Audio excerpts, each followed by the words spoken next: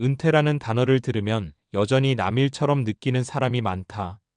하지만 어느 순간 가게 문을 닫고 회사 명함을 내려놓고 이제 뭐하지? 라는 질문을 스스로에게 던지게 되는 날이 온다. 특히 자영업자는 정년이 없다는 이유로 은퇴 준비를 미루기 쉽다. 장사가 잘 될 땐 바쁘고 안 될 땐 버티기 바쁘다 보니 노후를 차분히 계산해 볼 여유가 없다. 그러다 어느 날 몸이 예전 같지 않거나 매출이 줄어들거나 혹은 그냥 지쳐서 가게를 정리하게 된다. 그때 비로소 현실적인 질문이 시작된다. 혼자 살면 돈이 얼마나 들까? 지금 있는 돈으로 몇 년이나 버틸 수 있을까? 63세에 가게를 접고 은퇴했다는 한 자영업자의 이야기는 그래서 더 현실적으로 다가온다. 화려한 성공담도 극적인 실패담도 아니다. 그냥 평범하게 장사하다가 나이가 들어 문을 닫고 혼자 살기 시작한 사람의 솔직한 고백이다. 월세, 관리비, 식비, 병원비 생각보다 적지 않은 고정지출과 생각보다 줄어든 수입. 은퇴 후 삶은 쉬는 삶이 아니라 관리하는 삶에 가깝다는 걸 깨닫게 된다. 많은 사람들이 은퇴를 여행이나 취미 생활로 상상하지만 실제로는 생활비 구조를 다시 짜는 일이 가장 먼저다. 특히 혼자 사는 경우라면 더 그렇다. 수입은 줄고 지출은 줄이기 쉽지 않다. 오히려 나이가 들수록 병원비나 건강 관련 지출은 늘어난다. 그래서 은퇴 준비의 핵심은 거창한 자산이 아니라 현실적인 생활비 계산이다. 예를 들어 첫 번째 사례를 보자. 60대 초반에 작은 식당을 정리한 어 씨는 국민연금과 약간의 예금 이자가 전부였다. 처음엔 혼자니까 돈 많이 안 들겠지라고 생각했다. 하지만 실제 월 지출을 정리해보니 약 180만 원 정도가 나왔다. 월세 50만 원, 관리비와 공과금 25만 원, 식비 40만 원, 교통통신비 20만 원, 병원비와 보험료 30만 원, 기타 생활비 15만 원. 사치 없이 살았는데도 이 정도였다. 어 씨는 그제야 은퇴는 돈 안 쓰는 게 아니라 계획적으로 쓰는 것이라는 걸 실감했다고 한다. 그래서 이후에는 외식 대신 집밥을 늘리고 보험을 정리하고 필요 없는 구독 서비스를 끊으며 생활비를 150만 원 수준으로 낮췄다. 큰 변화는 아니지만 마음이 훨씬 안정됐다고 했다. 두 번째 사례는 조금 다른 경우다. 65세에 은퇴한 B 씨는 아내와 사별 후 혼자 살고 있다. 그는 은퇴 전에는 돈을 쓰는데 크게 신경 쓰지 않았다. 장사할 때는 현금 흐름이 계속 있었기 때문이다. 하지만 은퇴 후에는 들어오는 돈보다 나가는 돈을 먼저 보는 습관이 생겼다. B 씨의 월 지출은 약 220만 원. 대신 그는 소소한 아르바이트를 시작했다.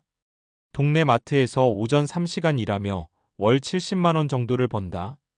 그 돈이 생활을 완전히 바꾸지는 않지만 심리적으로 큰 도움이 된다.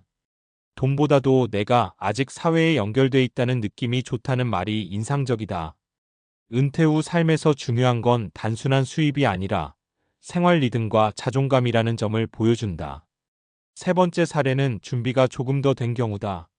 63세에 가게를 접은 C씨는 은퇴 전부터 10년 정도 생활비를 계산해 두었다. 그는 지금 쓰는 돈을 기준으로 은퇴 후를 계산해야 한다고 말한다. 그래서 가게를 운영하면서도 개인 생활비를 따로 기록했고 은퇴 후 예상 지출을 미리 시뮬레이션했다.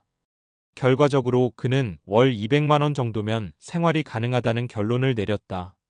현재는 국민연금, 소형 임대 수입, 그리고 일부 금융자산에서 나오는 이자로 그 정도를 맞추고 있다.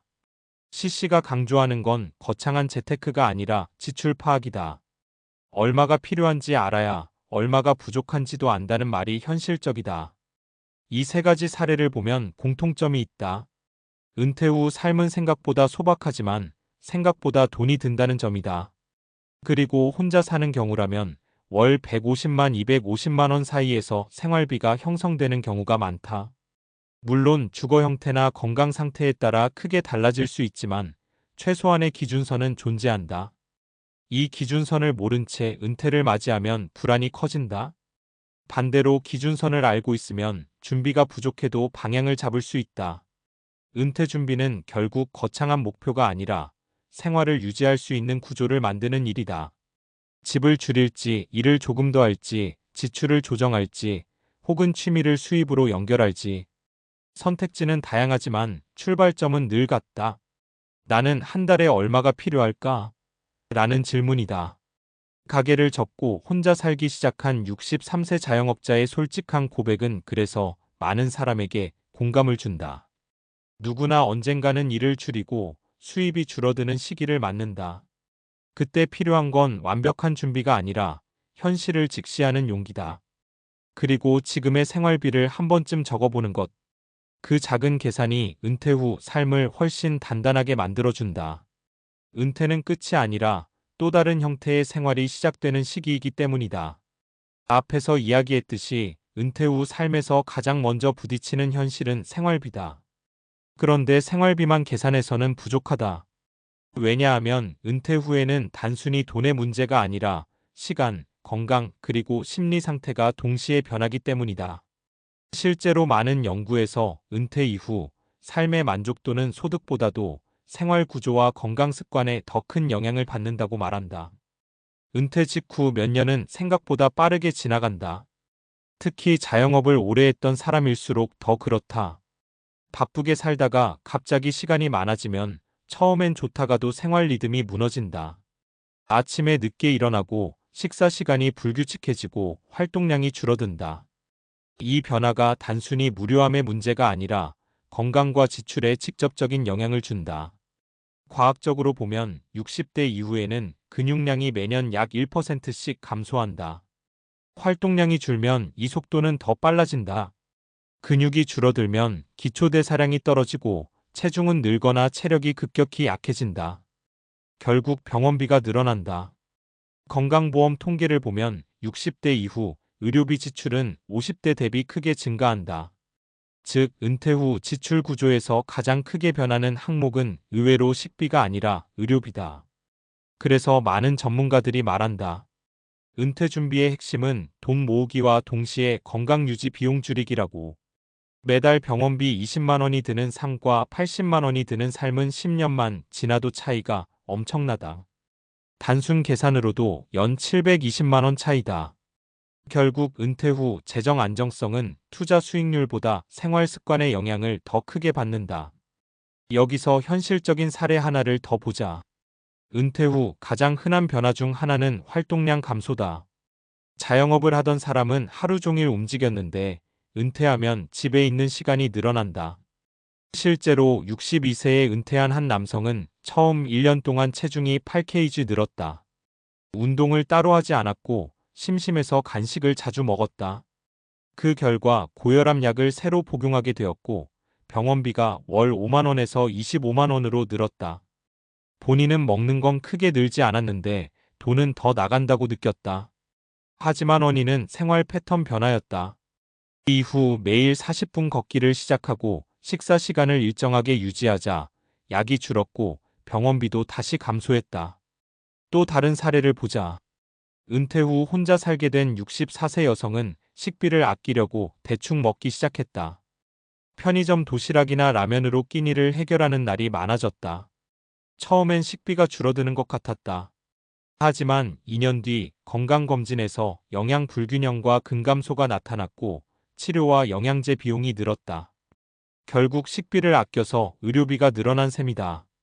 이후 그는 식비를 조금 늘리고 집밥을 규칙적으로 먹으면서 건강 상태가 안정됐다. 식비는 줄일 항목이 아니라 관리할 항목이라는 걸 깨달았다고 한다. 세 번째 사례는 심리적인 부분이다.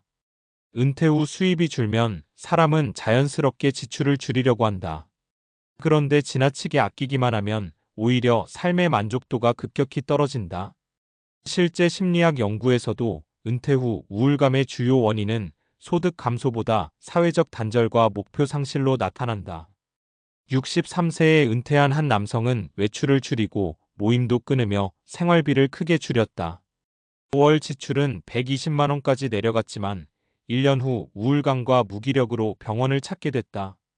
이후 동네 도서관 자원봉사를 시작하고 소소한 취미 모임에 참여하면서 생활비는 조금 늘었지만 삶의 만족도는 크게 올라갔다.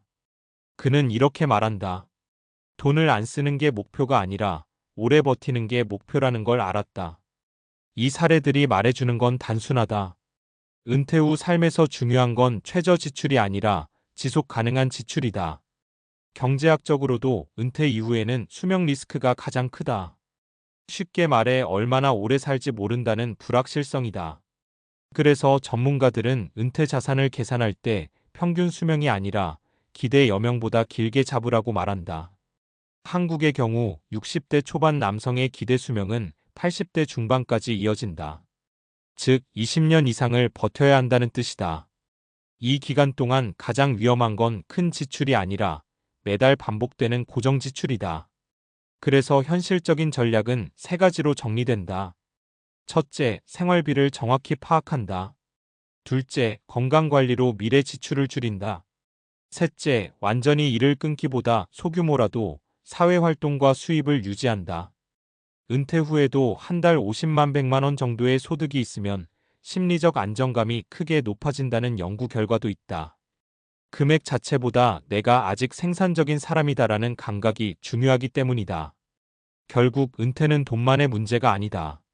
시간을 어떻게 쓰느냐, 몸을 어떻게 관리하느냐, 사랑과 어떻게 연결되느냐가 모두 생활비와 직결된다. 건강이 무너지면 돈이 들고 관계가 끊기면 소비가 왜곡된다. 반대로 생활 리듬이 안정되면 지출도 안정된다.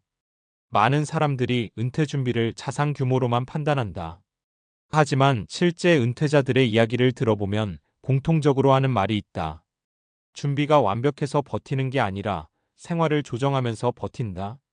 지금 당장 할 수 있는 가장 현실적인 준비는 거창한 투자 계획이 아니라 한 달 생활 패턴을 점검해 보는 것이다.